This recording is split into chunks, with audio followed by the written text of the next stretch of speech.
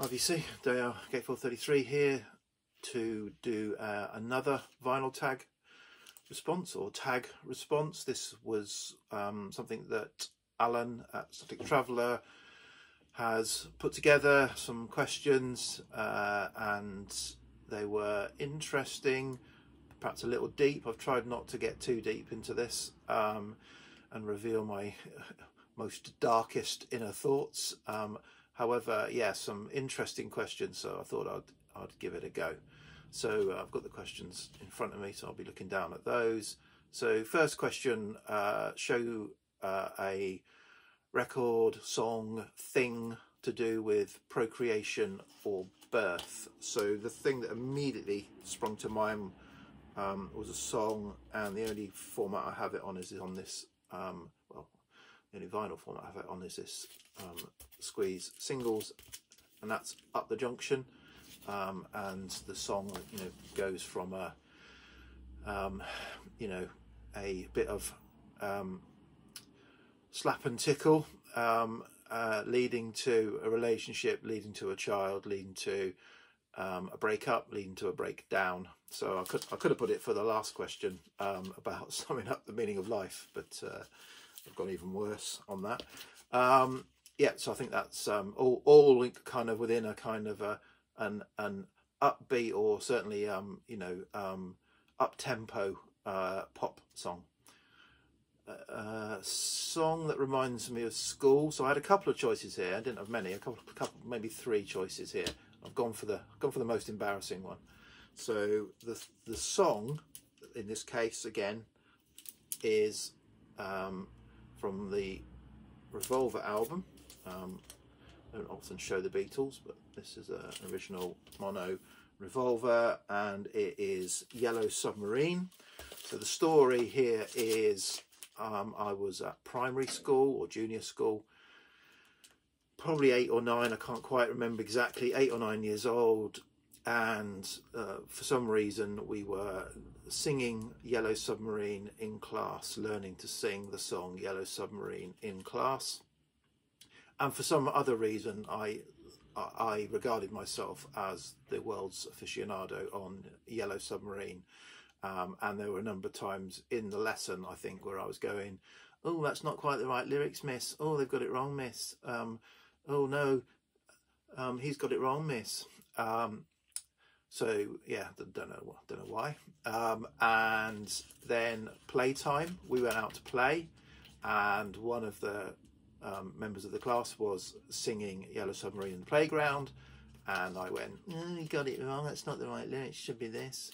And it punched me in the face, and that's the first time I've been punched in the face. And so that was an interesting life experience. I didn't cry, or I didn't say anything.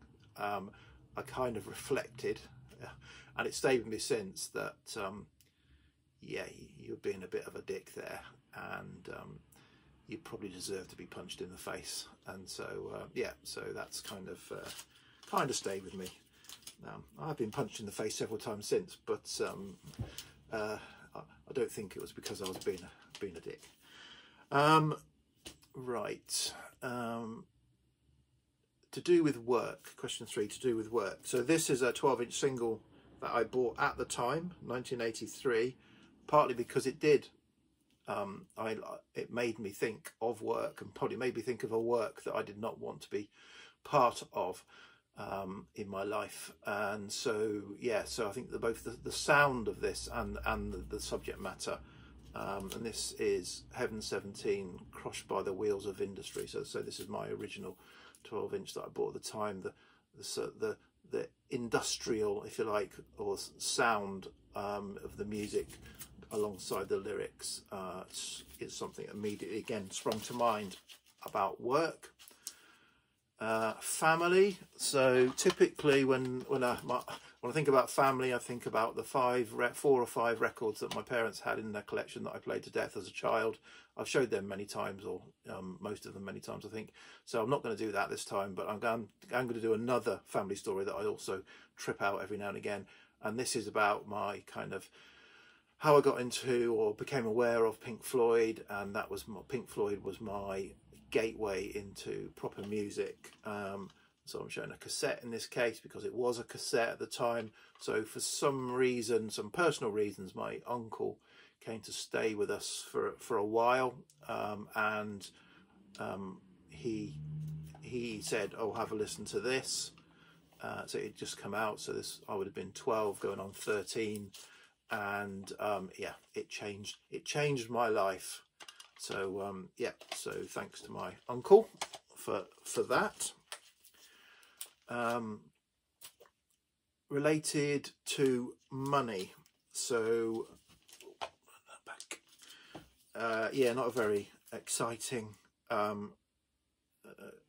example here, but I'm going with the Kinks from the Lola album and The Money Go Round, which kind of describes the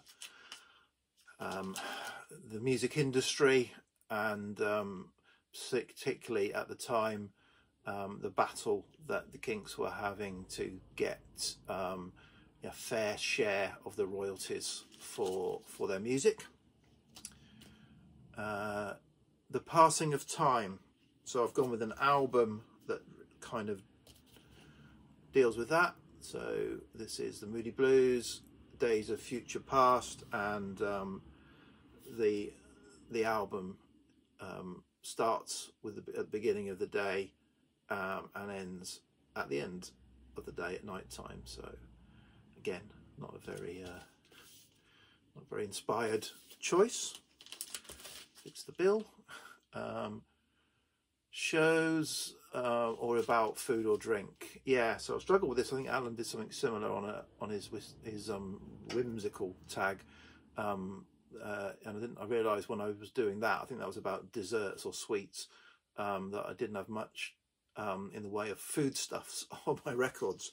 So I've gone with, and I've forgotten to research this, so I'm going with one of the prides of my collection, my original very nice and crisp UK copy of Cannes Ege Bamyazi, which is obviously a can of okra, and the translation is related to Turkish for okra. So I should have researched that a bit better, but it's something along those lines. Pastimes or recreation, I've gone with family entertainment.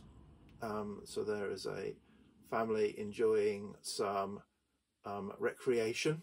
So that is that. Makes you happy. Believe it or not, this is the one I found the hardest out of the whole lot. Yeah, thousands of records, they all make me happy, but because I love melancholy and all that, I wanted to pick something that makes me smile. So I've gone to, again, something I've shown before, but maybe a slightly different variant. A song that makes me smile from an album that makes me smile because of its bonkersness. So I'm going to show Kate Bush single Sat in Your Lap, this percussive tour de force that is kind of, how was that a single, energetic, bonkers, always makes me smile when I listen to it. This, unfortunately, the previous owner decided to stick a couple of yellow stickers on the cover, so I need to get a better copy of this at some point. But that is my, makes me happy, makes me smile when I hear it anyway. Work of art on the cover. So I've gone with Crystal Jacqueline, and this. So the album is Await the Queen, or Await the Queen, isn't it? And the, where does it say? It is, the front cover is The Wedding of Psyche, or Psyche I'm assuming, by Sir Edward Coley Burne Jones. 1895 oil on canvas. So according to the cover art, I can't vouch for that. Okay, record at your funeral. So I didn't want to go too deep into this. For a long time, the obvious choice for me, and I'll go back to, the obvious choice for me would have been this. So I'll go with this, but I don't think it would be my choice now.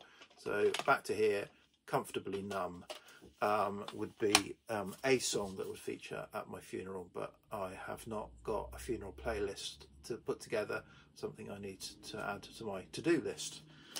And then finally, Sums Up the Meaning of Life. Yeah, again, a bit of a kind of feeble attempt, but I'm going with SF Sorrow, The Pretty Things, allegedly the first rock opera, certainly, you know, a concept album, 1968, which you know, deals with the life, SF Sorrow from birth through to old age madness, going through love, loss, war, madness, as I said, sorrow, and yeah, ending in kind of despair. So the cheerful note on the meaning of life to finish. Okay, VC, I'll stop there. So thanks for that, Alan. Giving me a bit of thinking to do, which is always good. Okay, cheers, bye.